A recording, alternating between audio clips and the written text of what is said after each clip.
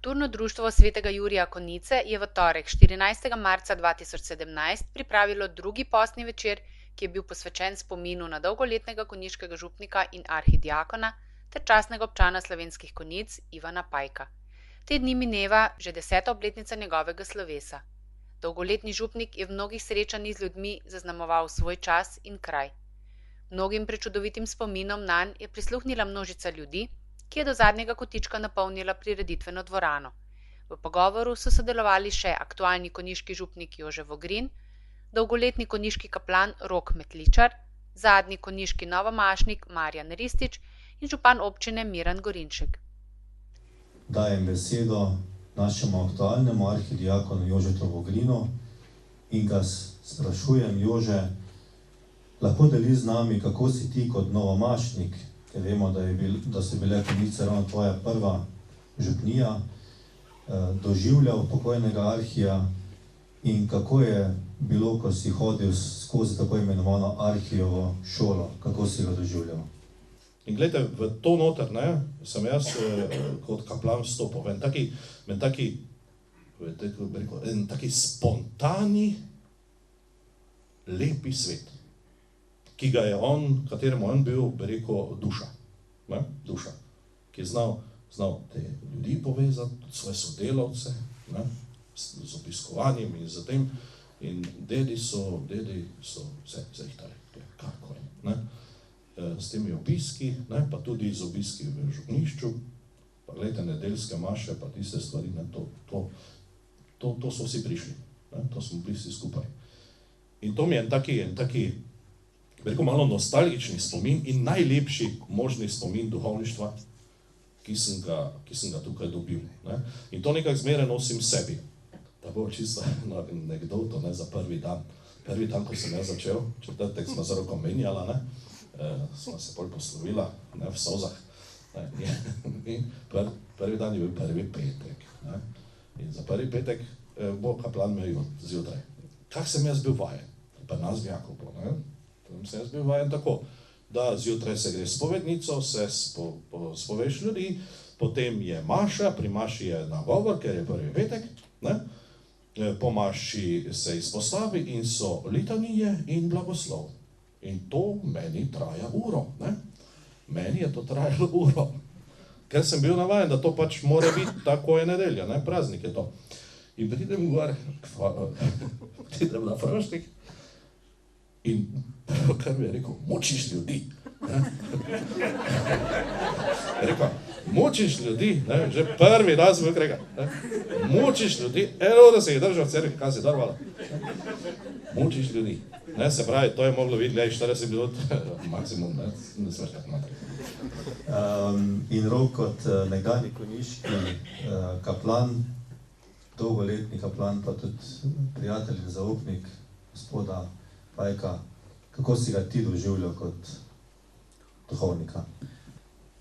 Kar se je v župniji dogajalo, sem jaz tisti prve tedne nekako jaz nisem prišel sem kot novomašnik, sem že imel 1 leto pastorale v Zasavju in sem takrat kar v prvih dneh nekako odkrival, zdelo se mi je, da je zasavski človek, izkustvo, ki sem ga prinesel sem pod Pohorje, nekako zelo mehak, odprt, takoj te sprejme, ampak neko jedro znotraj pa ostane nedotaknjeno.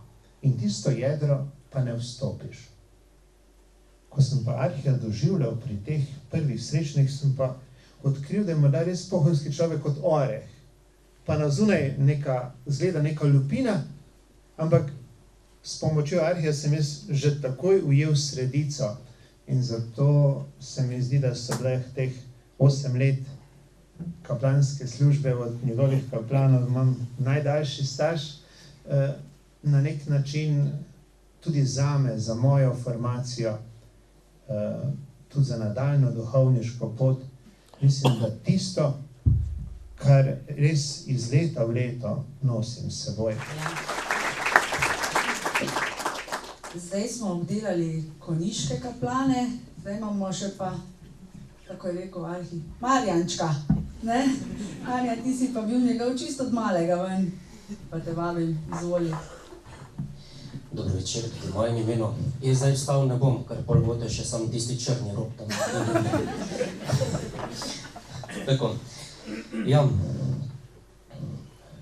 Torej, arhiv je nekje po mojem srcu na takem posebnem mestu in ko se spominjam, ko govorim o njem, še zmeraj dobim solzne oči in se zna zgodi, da tudi danes se mi je pomalo glas zatresel, ne zameriti. V 3. razredu, mislim, da je bilo tam nekje, sem ne začel ministrirati, takrat me je imel v rok gospod Rok. In z arhijem nekot še nisma bila takrat nekako tako povezana. Se pa začelo tam nekje 5. razred, ko sem prišel k njemu, k Leruku. In lahko danes tudi rečem, če ne bi bilo arhija, če ne bi jaz takrat tudi začel ministrirati, če me ne bi Jernej Strelc takrat potegnil k ministrantom, verjetno danes jaz ne bi bil duhovnik in bi verjetno bil tam negor pri Sveti Ani, kakor je eden od mojih osnovnošolskih sošolcev. Arhij kot duhovnik mi je ravno v tem zgled, da nikoli ne obupaj nad človekom, moli za njega, budi odprt, imej neko tako preprostost in budi kot oče. Se spominjam, enkrat je bil v pisarni, jaz pišem tam tiste knjige, skoraj doktoriram iz njegove pisave. In on pride v pisarno in se malo menima in mi rečem, to je že bilo kar v njegovi bolezni, ne? In ta bolezen je bila nekako tako, da on se za kratek čas nazaj ni veliko spomnil, za daleč nazaj se je pa vse spomnil. Ne? In je meni rekel, veš, še danes vidim tvojo mamo, kako je visoko noseča na pogrebu tvojega očeta. In takrat sem rekel, če bom poznal tega fanta, mu bom jaz kakor oče. In to je tudi bilo. Župan, lahko še tebe izzovemo, povabimo. Ne bom nič povedala, kaj vse si ti bil pokojnemu Konjiškemu arhiju. Izvoli. Lepo pozdravljeni vsi skupaj. Zgleda, da sem jaz za tole mizo tisti, ki mu spomin seže najdlje nazaj. Pa bom jaz začel v tistih letih, verjetno se bo marsikdo spomnil čas tam od leta 67, 69, kakšne so bile razmere v Konjicah oziroma v Fari. Gospod Tovornik, arhidiakon, je živel malo v letih in vsako leto je v bistvu imel drugega kaplana. Ta zgodba se je ponavljala do prihoda gospoda Pajka in takrat je nekako, kot bi se tudi med, mi bi rekli Konjične, med Fracovjem, med Pubenci, nekaj premaknilo in smo čutili neko varnost, ta odnos, ta njegov odnos, znal je tako na nevsiljiv način pritegniti in vedno, ko je bilo kaj narobe, doskrat je bilo kaj narobe, nikoli ni grajal, ampak je povedal primer, kako bi pa naj bilo. In očitno je bil ta odnos tisti, ker takrat se je vsulo ministrantov tisto obdobje in tudi kasneje novomašnikov iz tega časa. In danes nekomu dopovedati, kaj je pomenil enodnevni izlet, je malo težko tem otrokom današnjim, ker pač so možnosti tehnične druge. Mi smo bili pa silno veseli, ko smo se naložili v kombi od starega gospoda Kuka, pa nas je pelal Pišece, Bizeljsko malo pogledati. Ali pa konec koncev nepozabnje večdnevnija bivanja kot nagrada za ministrante. Pa smo šli dan sreče Kope, takrat smo rekli, gremo na Pungart, pa na Areh, na Ruško kočo, kjer smo se konec koncev učili tarok, takrat sem se naučil tarok igrati. In ko smo poskušali malo pogolufati, kdo pa ne bi, ne, se spomnim, Lapuho Andrej je malo zapel v križih in težavah. Rekel, no, fantje, kaj pa je zdaj to? Tarok je igra za gospode, to je viteška igra, tu se ne golofanje. Ni bilo konc z golofanja, tudi danes ne golofamo več. Čustven večer, poln lepih misli o človeku, ki je pustil sled mnogim generacijam Konjičanov, so s svojimi glasbenimi nastopi obogatile še učenke Glasbene šole Slovenske Konjice in Konjiški cerkveni pevski zbor.